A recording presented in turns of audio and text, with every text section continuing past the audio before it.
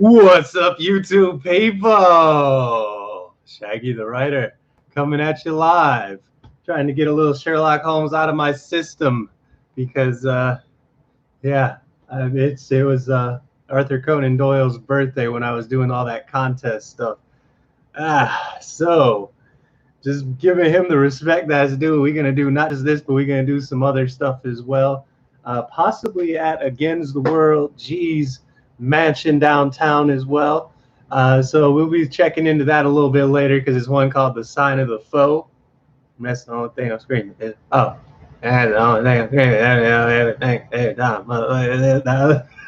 Everything. But shouts out Against the World G. Shouts out Don't Watch Continue. Shouts out Brittany Hicks. Shouts out all my peeps over here on the r/alternate history hub Discord. I think we've got banned by Gorg over here in the stream. We miss you, Gorg. It wasn't nothing wrong with you. You were just a little bit tyrannical, but hey. But today, oh yeah, shouts out Brittany Hicks, shouts out Dot Rose, shouts out a whole bunch of people. I'm trying to think of Marie and Victor and them. I'll think of some more as we go. Shouts out Spart. I hope I said your name right. There, he's Latvian. That's a difficult one to pronounce because he's Latvian, so I don't know what he's. Anyway, I'll call him Spark for like a month. Damn.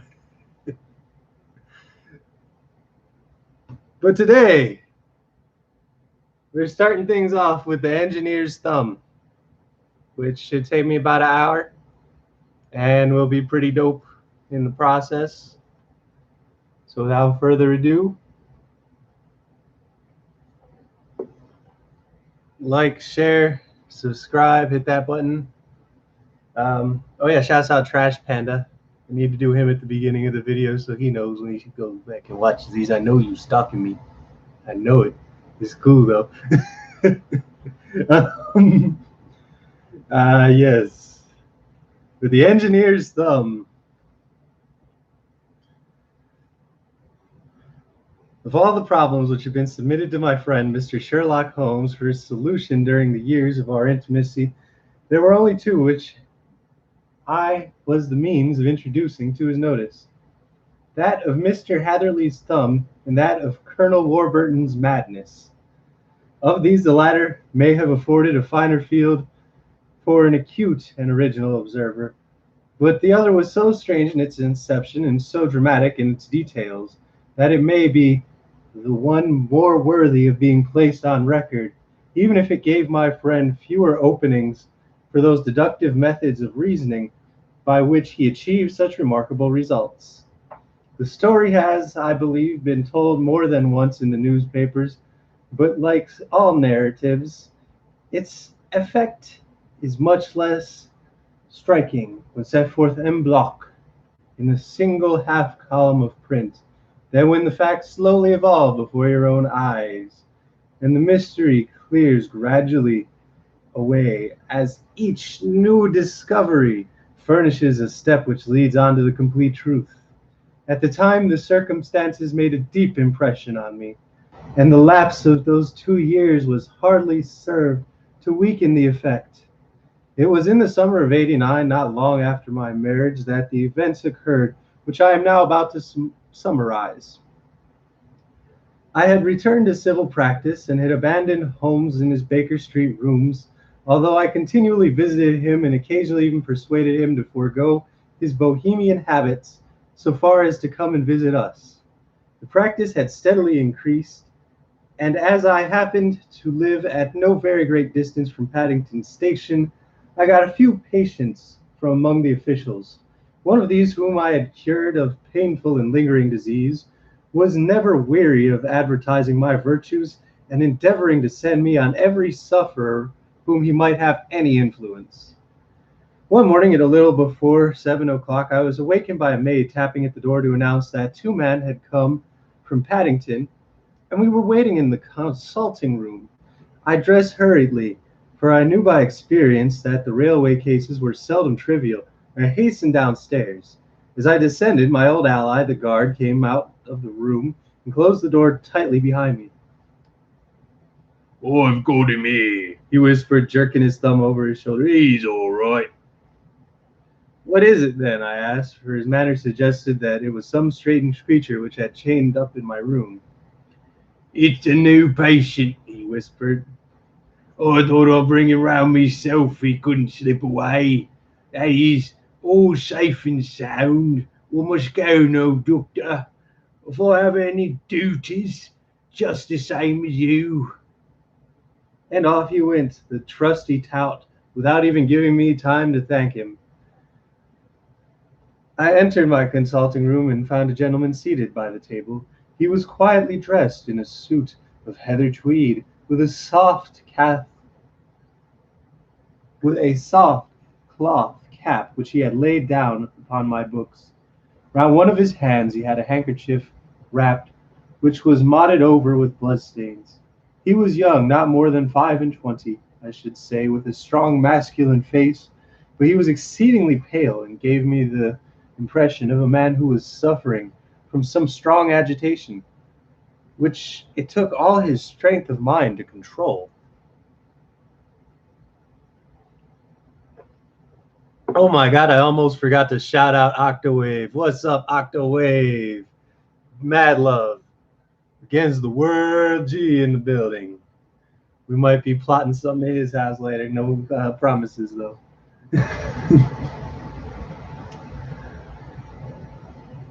"I'm sorry to knock you up so early, Doctor," said he. "We all have a very serious accident in the night. I came by train this morning on inquiring in Paddington as to where I might find the doctor. A worthy fellow kindly escorted me here. I gave the maid a cart, but I see she has left it upon the side table." I looked up and glanced at it. "Mr. Victor Hatherley, hydraulic engineer, 16A Victoria Street, third floor." That was the name, style, and abode of my morning visitor. "I regret that I should have kept you waiting," I said, sitting down in my library chair. "You were fresh from a night journey, I understand, which is in itself a monotonous occupation." "Oh, my night could not be called monotonous," said he, and laughed. He laughed very heartily and with a high, ringing note, leaning back in his chair and shaking his sides. All my medical instincts rose up against the laugh. "Stop it," I cried. "Pull yourself together." I poured some water out of a carafe upon a strong nature in which some great crisis is over and gone. He continued with these hysterical outbursts. Presently he came to himself once more, very weary and pale looking. "I've made a fool of myself," he gasped. "Not at all. Drink this." I dashed some brandy into the water, and the color began to come back to his bloodless cheeks. "That's better," said he. "Now, doctor, perhaps you would kindly attend to my thumb, or rather to the place where my thumb used to be." He unwound his handkerchief and held out his hand, and even gave me hardened nerves and a shudder to look at. There were 4 protruding fingers, and a horrid red spongy surface where the limb had been. It had been hacked or torn right out of the roots. "Good heavens!" I cried. "That is a terrible injury. It must have bled considerably." "Yes, it did. I fainted when it was done. I think it must have been senseless for a long time. When I came to, I found that it was still bleeding, so I tied one end of it to a handkerchief very tightly around my wrist and braced it up with a twig." "Excellent! You should have been a surgeon." "It is a question of hydraulics, you see. It came within my own province." "This has been done," said I, examining the room, "by a very heavy and sharp instrument." "A thing like a cleaver," said he. "An accident, I presume?" "By no means." "What, a murderous attack?" "Yes, very murderous indeed. You horrify me." I sponged the wound and cleaned it, dressed it, and finally covered it over with cotton wadding and carbolized bandages. He lay back without wincing, though he bit his lip from time to time. How is that? I asked when I finished. Capital. Between your brandy and your bandage, I feel a new man. Oh, it's very weak, and I have had a great deal to go through. Perhaps you had better not speak of the matter. It is evidently trying to your nerves. Oh, no, not now. I shall have to tell my tale to the police.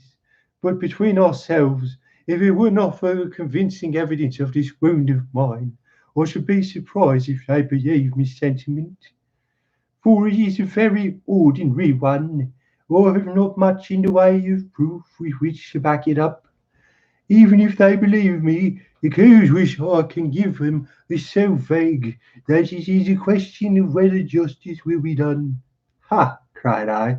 If anything in the nature of the problem you deserve to see solved, I should strongly recommend you come to my friend, Mr. Sherlock Holmes, before you go to the official police. Oh, I've heard of that fellow, answered my visitor, and I should be very glad if he would take up the matter. Though, of course, I must use the official police as well. Would you give me an introduction to him? La da da da da. God, I'm sorry. I'm losing the vibe of this because it's actually very serious. Here we go. I'll do you better. I'll take you round to him. Uh, I should be immensely obligated to you. We'll call a cab and go together. We'll just be in time to have a little breakfast with him. Do you feel equal to it? Yes, I shall not feel easy until I have told my story. Then my servant will call a cab, and I shall be with you in an instant. I rushed upstairs and explained that the matter was shortly to my wife, and in 5 minutes was inside a hansom, driving with my new acquaintance to Baker Street. Sherlock Holmes was, as I expected, lounging about his sitting room in his dressing gown, reading the agony column of the Times, and smoking his before breakfast pipe, which composed of all the plugs and dawdles left from his smokes of the day before, all carefully dried and collected on the corner of the mantelpiece. He received us in a quite genial fashion, ordered fresh rashers and eggs, and joined us in a hearty meal, which it was concluded he settled our new acquaintance upon the sofa, placed a pillow beneath his head, and laid a glass of brandy and water within his reach.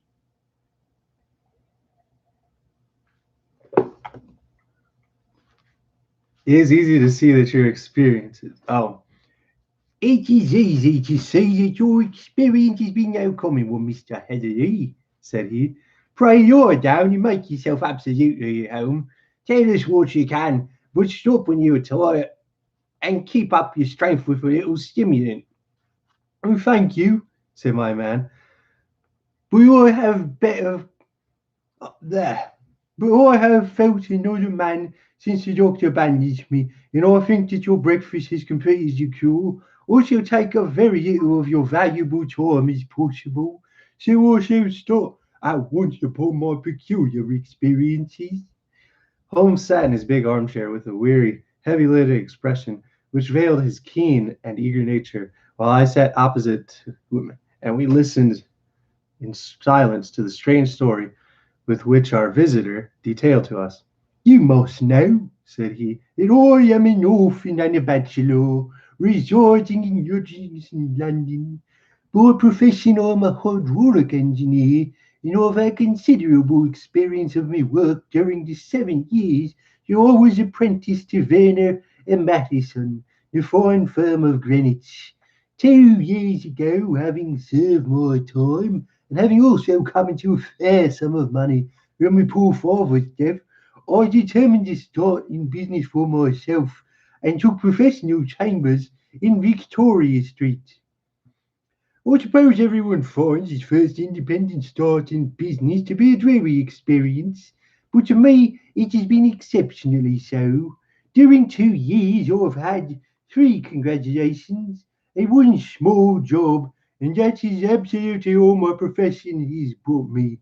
Gross takings amount to 27 pounds 10 shillings. Every morning, from 9 in the morning until 4 in the evening, I waited more little then until the last my heart began to sink, and came to believe that I should never have any practice at all.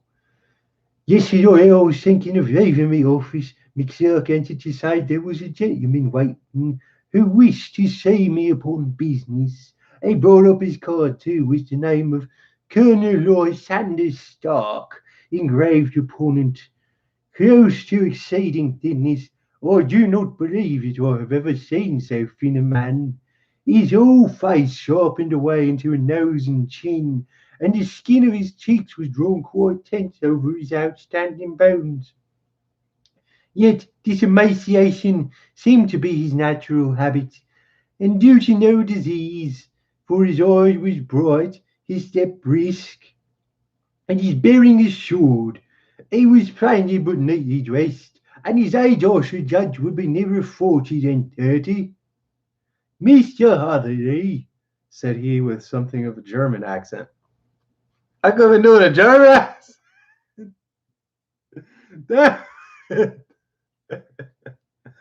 ah. Okay, shots out against the world. Gee.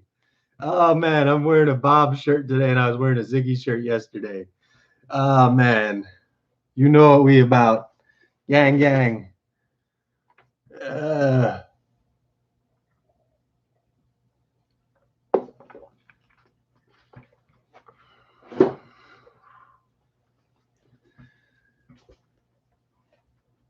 Mr. Hathaway, said he with something of a German accent, you've been recommended to me, said Mr. Hathaway, as a man who had been. Okay, it's Hatherley who's the German. Okay, cool. Cool. Mr. Hathaway is being a man who is not only proficient in his profession, but he is also very discreet and capable of preserving his secret. I bow, feeling flattered as any young man would in such a dress. May I ask who it was that gave me such a good character? Well, perhaps it is better I should not tell you at this moment. I have it from some source in London that you are both an orphan and a bachelor and are residing alone in London. That is quite correct, I answered, but you will excuse me if I say that I cannot have this all bears upon my professional qualifications. I understand that it was on a professional matter you wished to speak to me. Undoubtedly so, but you will find that all I say is really to the point. I've undoubtedly a professional commission for you. It is absolute secrecy is quite essential. Absolute secrecy, you understand. And of course we may expect that more from a man who is alone from one who lives in the bosom of his family. I promise to keep a secret, said I. You may absolutely depend upon my doing so.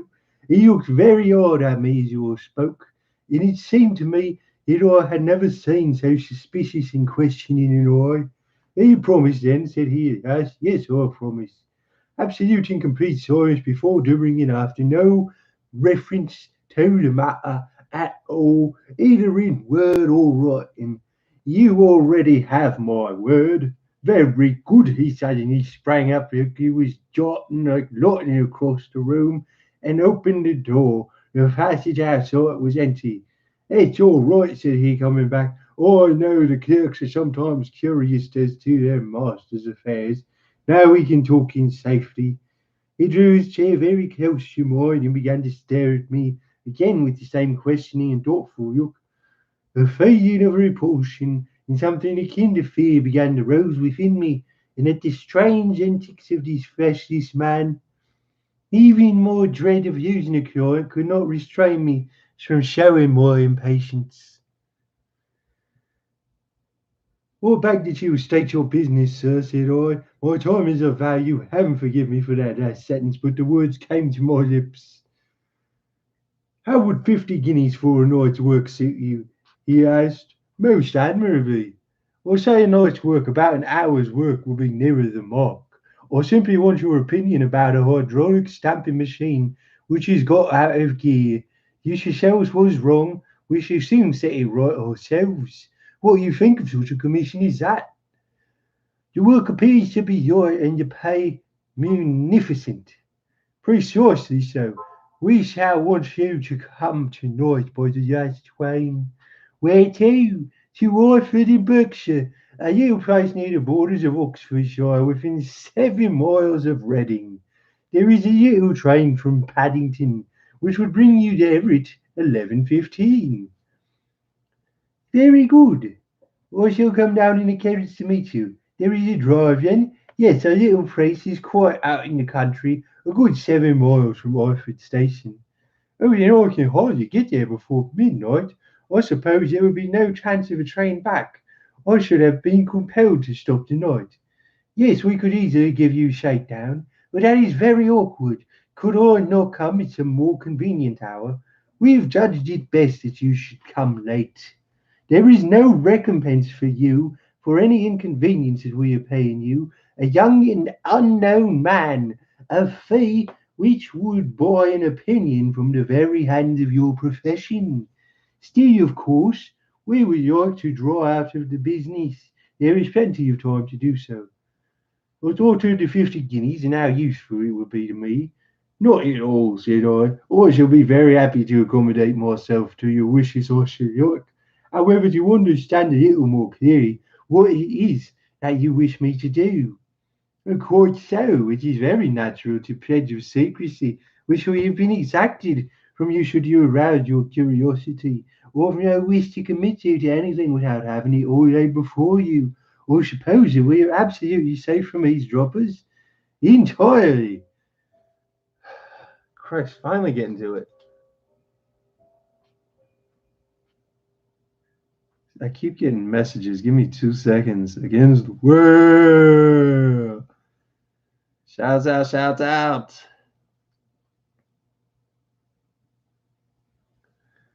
Oh man. Go world. Go world.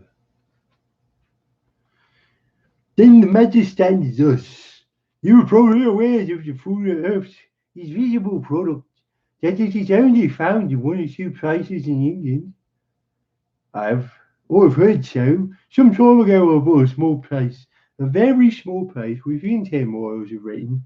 I was fortunate enough to discover that there was a deposit of fuller's earth on one of my fields. On examining it, however, I found this deposit was a comparatively small one that formed a link between two much larger ones upon my right and left, both of them, however, in the grounds of my neighbours. These good people were absolutely ignorant of their land which contained that which was quite as valuable as a gold mine. Naturally, it was my interest to buy the land before they discovered its true value, but I, unfortunately, had no capital for which I could do this. I took a few of my friends into the secret. However, they suggested that we should quietly and secretly work with our own little deposit, and that in this way we should earn the money which would enable us to buy the neighbouring fields. This we have now been doing for some time, and in order to help us in our operations, we erected a hydraulic press.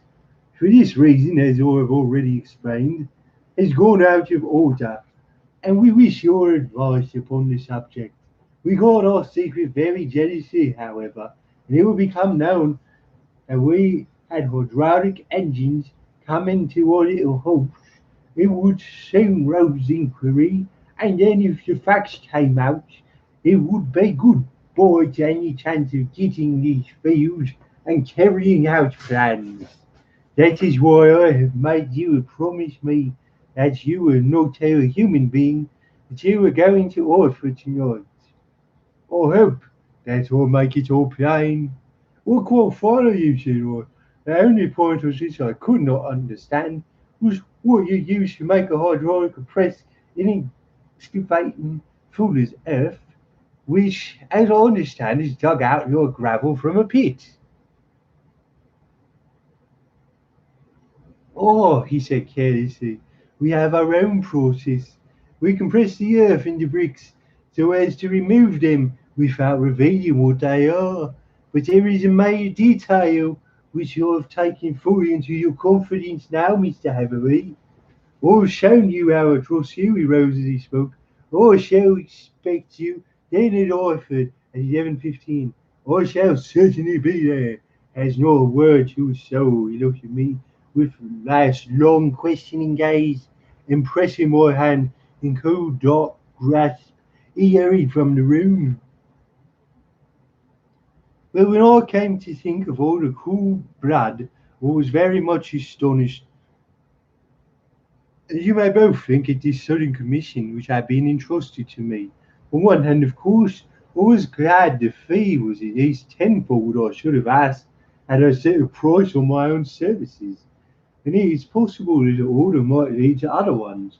On the other hand, the face and manner of the patron had made an unpleasant impression on me, and I could not help but think of his explanation of the Fuller's Earth was sufficient to explain the necessity for my coming at midnight, and his extreme anxiety lest I should tell anyone of my errand. However, I threw all fears to the winds, ate a hearty supper, drove to Paddington, and started off, having obeyed to the letter the injunction as to holding me tongue. Mr. Redding, let me get some tea. I would not have done this voice if I know that this character's exposition was going to be this long. I really would not.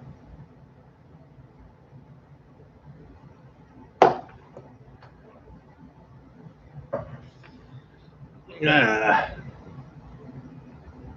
Its rating will have to change not only my carriage but my station.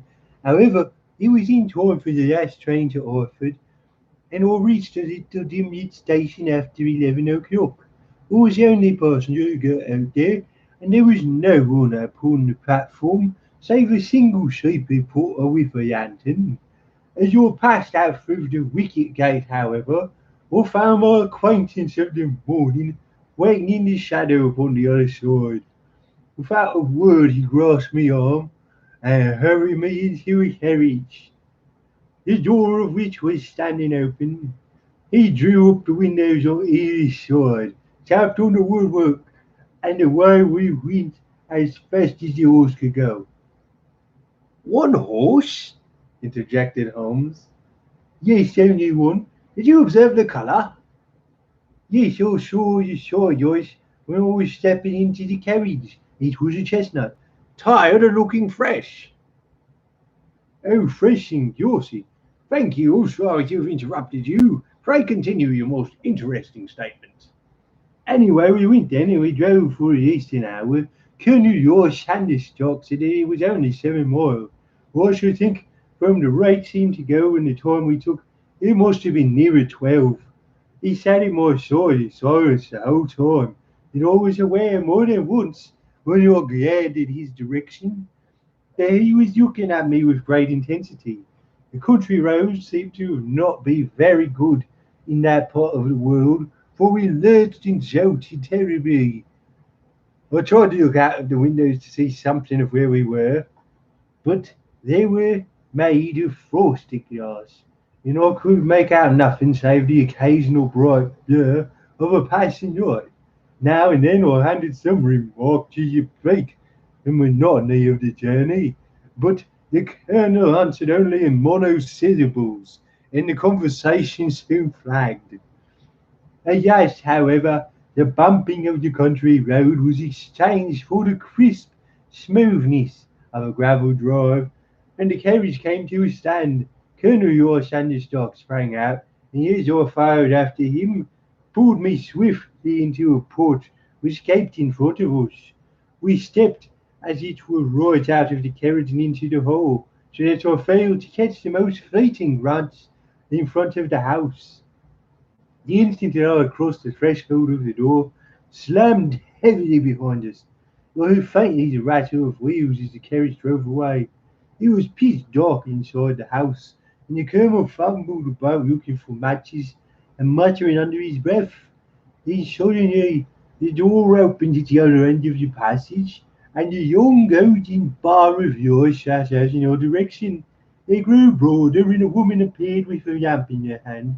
She held it above her head, pushing her face forward and peering at us. We could see that she was pretty, from the gloss which the light shone upon her dark dress. All I knew that it was a rich material. She spoke a few words in a foreign tongue, in a tone as though asking a question, and when my companion answered in a gruff monosyllable, she gave such a start that the lamp nearly fell from her hand.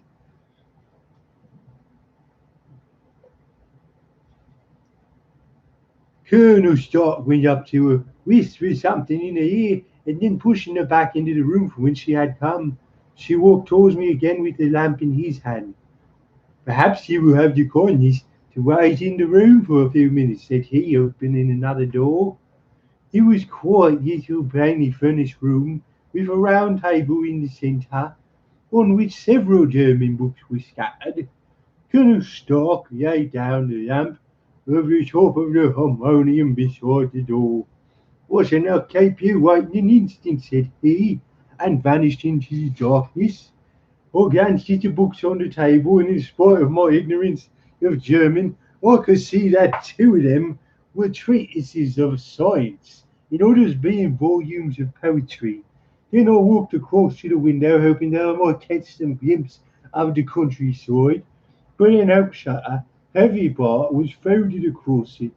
It was a wonderfully silent house. There was an old clock ticking somewhere in the passage, but otherwise everything was deadly still. A vague feeling of uneasiness began to steal over me. Who were these German people? And what were they doing in this strange out-of-the-way place? And where was this place? I was 10 miles or so from Iford, that was all I knew. But whether north, south, or east, or west, I had no idea. For that matter, Reading, and possibly other large towns within that radius. So the place might not be so secluded after all. Yet he was quite certain from the absolute stillness that we were in the country. I paced up and down the room, humming a tune under my breath to keep up my spirits, and feeling that I was thoroughly earning my 50 guineas. Suddenly, without any preliminary, the sound in the midst of utter silence, the door of my room swung slowly open. A woman was standing in the aperture, the darkness of the hall behind her, and the yellow light from my lamp beating upon her eager and beautiful face. I could see at a glance that she was sick with fear, and the sight sent a chill to my own heart. She held up one shaking finger to warn me to be silent. And she shot a few whispered words of broken English at me, her eyes glancing back like those of a frightened horse into the gloom behind her. "I would go," said she, trying, as it seemed to me, to speak calmly. "I would go. I should not stay here. There is no good for you to do." "Good madam," said I have not done yet what I have came for. I cannot possibly leave until I have seen the machine." "It is not worth your while to wait," she went on. "You can pass through the door on the hinders." And then, seeing that I smiled and shook my head, she suddenly threw aside her constraint and made me step forward, her hands wrung together. "For the love of heaven," she whispered, "get away from here before it's too late." But I am somewhat headstrong by nature, and am more ready to engage in an affair when there is some obstacle in the way. I thought of my 50 guinea fee, of my wearisome journey, and my unpleasant night which seemed to be before me. Was it all for nothing? Why should I slink away without having carried out my commission, and without payment it was my due? This woman might, for all I know, be a monomaniac, with a stout bearing. Therefore, through her manner had shaken me more than I cared to confess, I shook my head and declared my intention of remaining where I was. She was about to renew her entreaties when the door slammed overhead, and the sound of several footsteps was heard on the stairs. She listened for an instant, threw up her hands with a despairing gesture, and vanished as suddenly and noiselessly as she had come. The newcomers were Colonel Lysander Stock and a short, thick man with a chinchilla beard growing out from the caresses of his double chin, who was introduced to me as Mr. Ferguson. "This is my secretary and manager," said the colonel. "By the way, I was under the impression that I left the door shut just now. I fear that you have felt the draught." "On the contrary," said I opened the door myself because I felt the room to be a little close." He shot one of his suspicious looks at me. "Perhaps we had better proceed to business then," said he. "Mr. Ferguson and I will take you up to see the machine." "I'd better put my hat on, I suppose." "Oh no, it's in the house." "What, you dig fuller's earth in the house?" "No, no, it is only where we compress it, but never mind that. We wish you to do is examine the machine and let us know what is wrong with it." We went upstairs together, and the colonel first with the lamp, the flat manager and I behind him. It was a labyrinth of an old house with corridors, passages, narrow winding staircases, and little low doors, the thresholds of which were hollowed out by generations who crossed them. There were no carpets and no signs of any furniture above the ground floor, while plaster was peeling off the walls, and the damp was breaking through in green unhealthy blotches. I tried to put on as unconcerned an air as possible, but I had not forgotten the warnings of the lady. Even though I disregarded them, and I kept a keen eye on my two companions, Ferguson appeared to be morose and silent, but I could see from the little that he said that he was at least a fellow countryman. Colonel Lawson the Stark stopped at last before the low door, which he'd undocked, with a small square room in which three of us could hardly get at one time. Ferguson remained outside, and the colonel ushered me in. "We are now," said he, "acutely within the hydraulic press, and would be a particularly unpleasant thing for us if anyone were to turn it on. The ceiling of this small chamber is really the end of a descending piston, and it comes down with the force of many tons upon this metal floor. They are small lateral columns of water outside, which receive the force, and which transmit and multiply in a manner which is familiar to you. The machine goes readily enough, but there is some stiffness in the working of it, and it has lost a little of its force. Perhaps you will have the goodness to look over it and show us how we can set it right." I took the lamp from him, examined the machine very thoroughly. It was indeed a gigantic one, capable of exercising enormous pressure.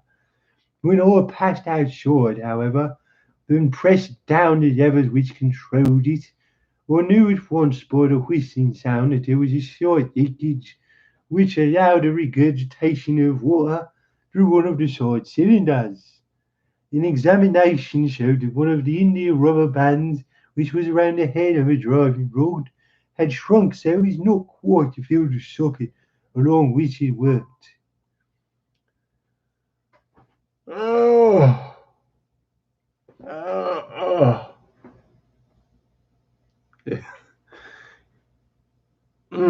Okay, we busted through though. We're doing good.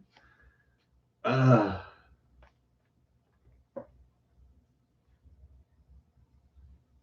an examination showed that one of the individual rubber bands which has round the head of a driving rod had shrunk so as not quite to fill the socket along which it worked.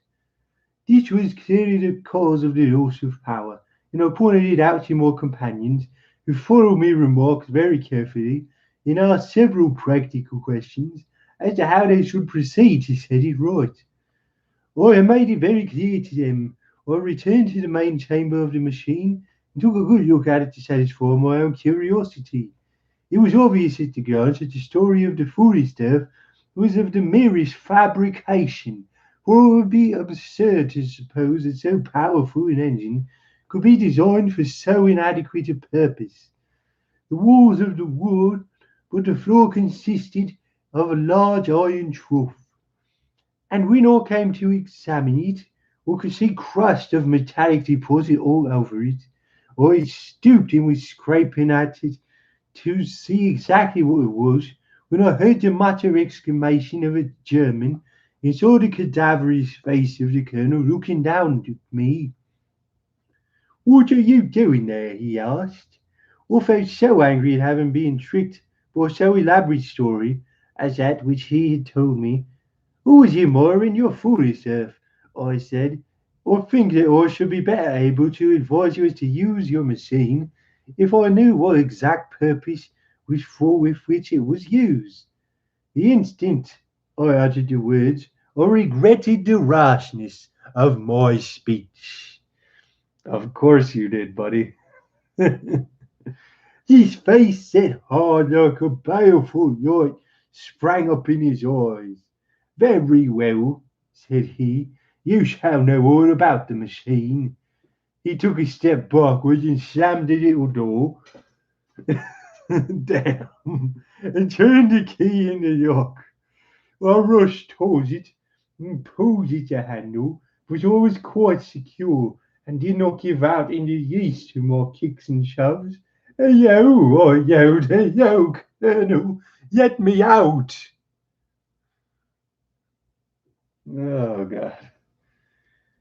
And then suddenly in the silence I heard the sound which sent my heart into my mouth.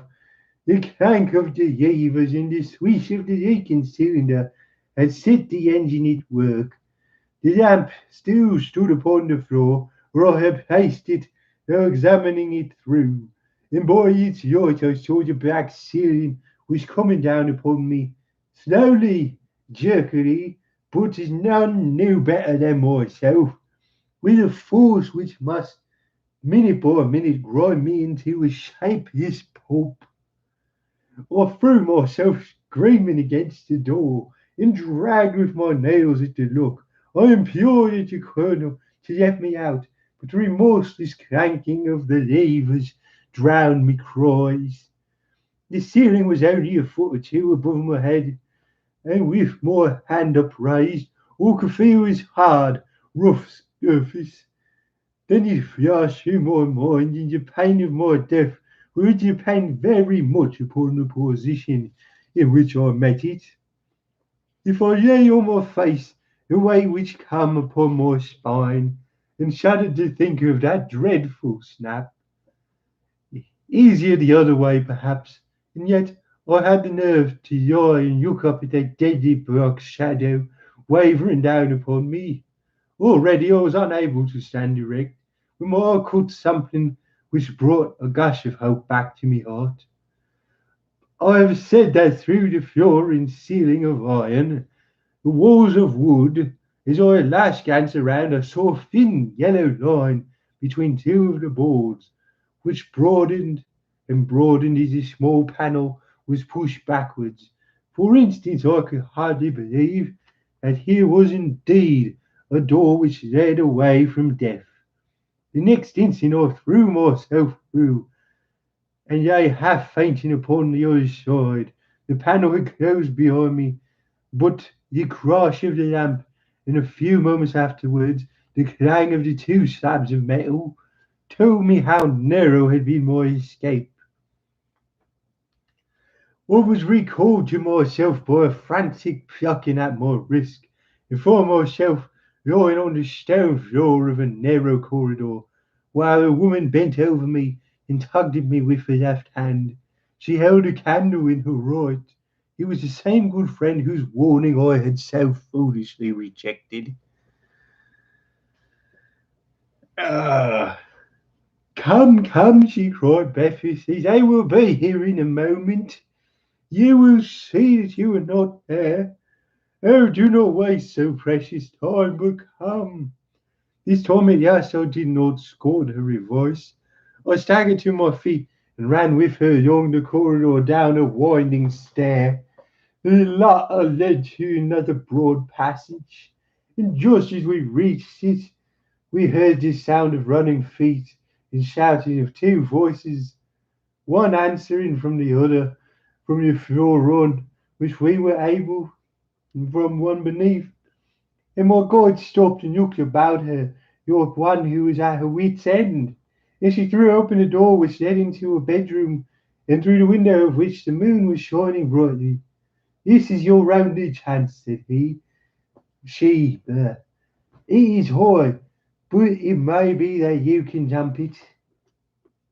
As she spoke, a light sprang into the view at the further end of the passage. I saw the lean figure of Colonel Lysander Stark rushing forward with a lantern in one hand and a weapon like a butcher's cleaver in the other. I rushed across the bedroom, flung open the window, and looked out. How quiet and sweet and wholesome the garden looked in the moonlight, and it could not be more than 30 feet down. I clambered out upon the sill, but I hesitated to jump until I should have heard what passed between my saviour and the ruffian who pursued me. If she were ill used, then at any risk, always determined to go back to her assistance. The thought had hardly flashed through my mind before he was at the door, pushing his way past her. But she threw her arms around him and tried to hold him back. Fritz, Fritz, she cried in English, remember your promise after the last time. You said it should not be again. He will be silent. Oh, he will be silent. You were mad, Elise, he shouted, struggling to break away from her. You will be the ruin of us. He has seen too much. Let me push, I say. He tossed her one-sided and rushed to the window and cut me with his heavy weapon.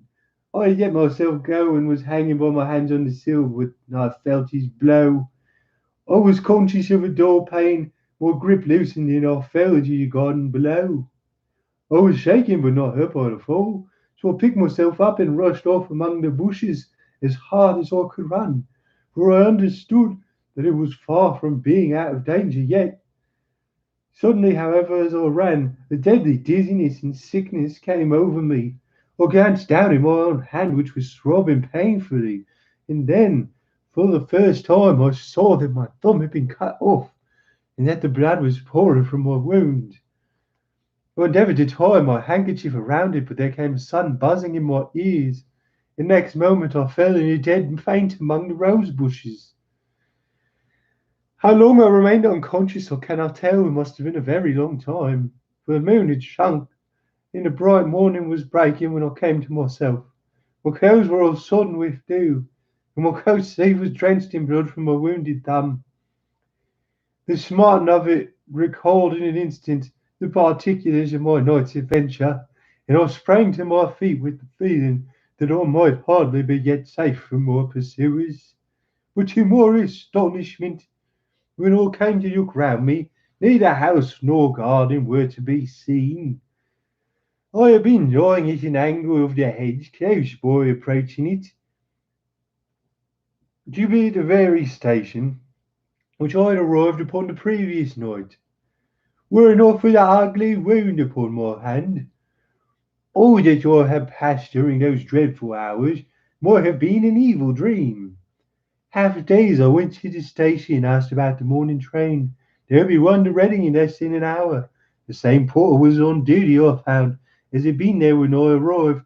I inquired him whether he ever heard of Colonel Roy Sanders Stark.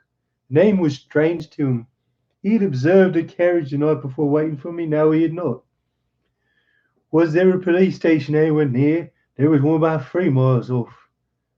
It was too far for me to go, weak and ill as I was, and determined to wait until I got back to town before telling my story to the police.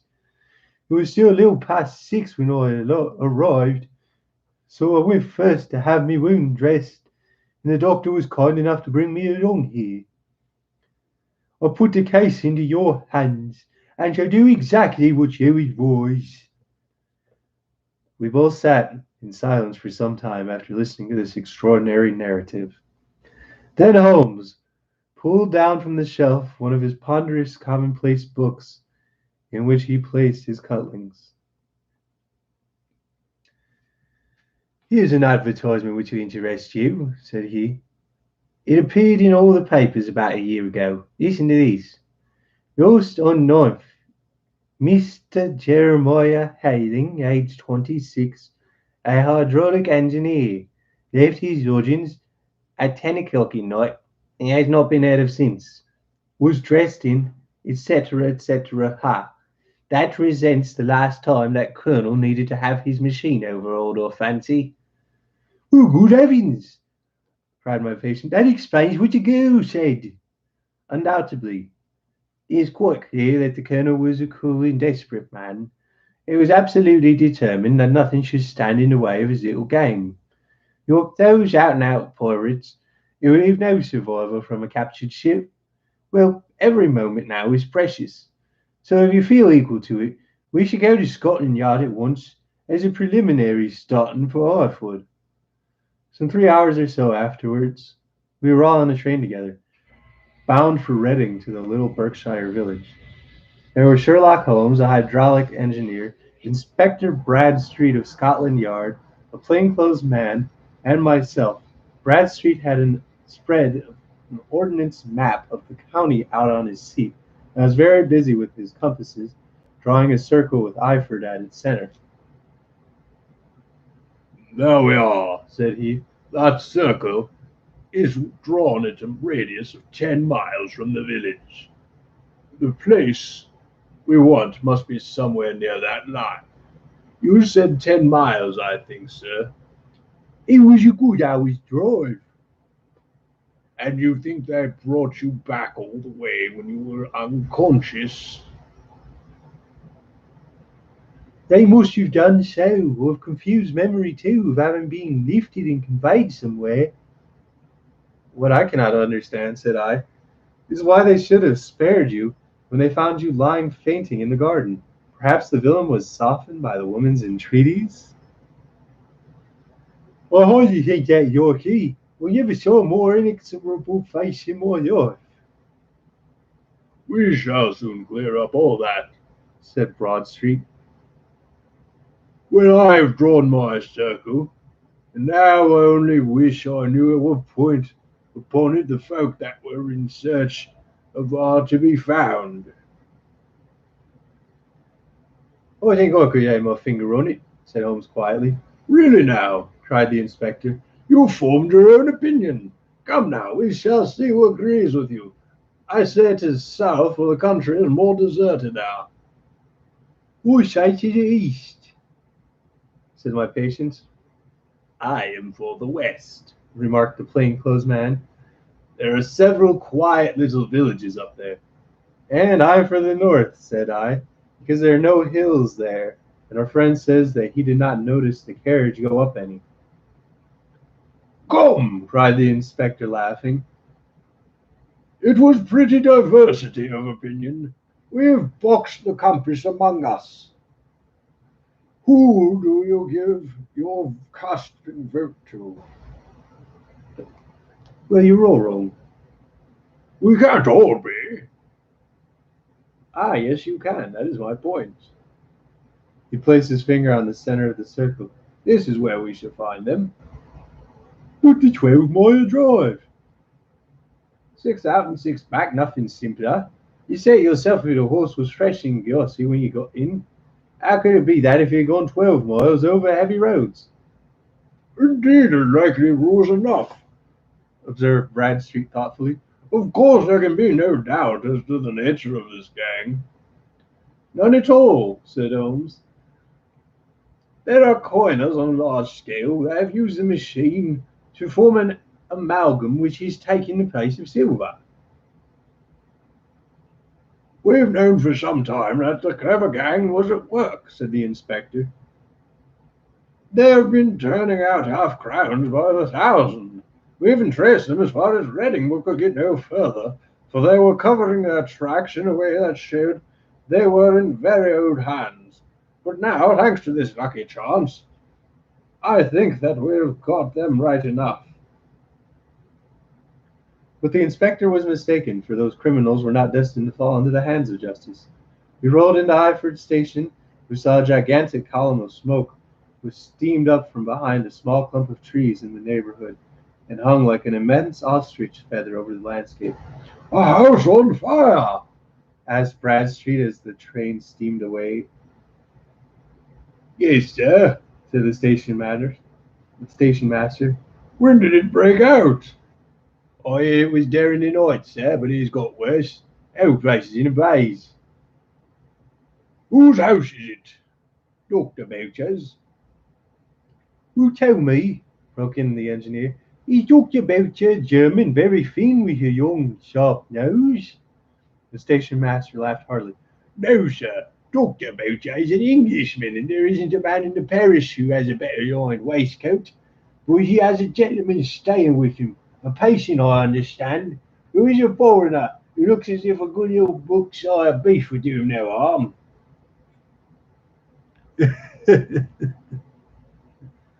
Oh my goodness. The station master had not finished his speech before we all were hastening in the direction of the fire. The road topped a low hill, and there was a great widespread whitewashed building in front of us, spouting fire at every chink and window, while in the garden in front 3 firefighters were vainly striving to keep the flames under. That's it, Cried Heatherly in intense excitement. there's the gravel drive, and there are those rose bushes where I lay. That second window is the one I jumped from. Wait, yes, said Holmes. You've had your revenge upon them. There can be no question that that was your oil lamp, which was crushed by the press, set fire to the wooden walls. Though no doubt they were too excited to chase after you to observe it all the time. Now keep your eyes open in the crowd for your friends of last night. There are very much fear they were a good 100 miles off by now. And Holmes's fears came to be realized, for from that day to this no word has ever been heard from either the beautiful woman, the sinister Georgian, nor the morose Englishman. Early that morning a peasant had met a cart containing several people and some bulky boxes, driving rapidly in the direction of Reading. But there all traces of the fugitives disappeared, and even Holmes's ingenuity failed to ever discover the least clue as to their new whereabouts.